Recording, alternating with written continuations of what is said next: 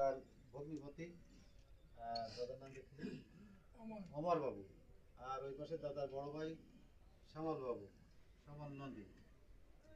আমরা আজকে আপনার বুটিঘাটে কোনো বড় প্রোগ্রাম ছিল না, ওখানে ছিল শুধু পরিচালকদের সঙ্গে ভোট কেন্দ্রের পরিচালকদের সঙ্গে তাদের একটা মত বিনিময়।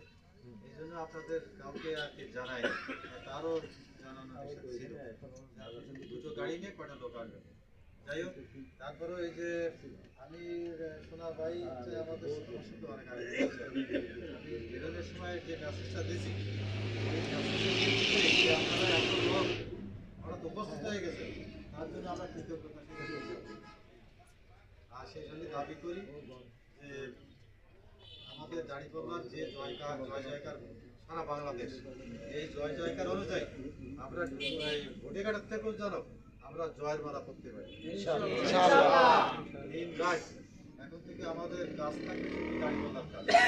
আমরা 2 মাস সংসার ধর্ম একটু কম সময় কম দেবো।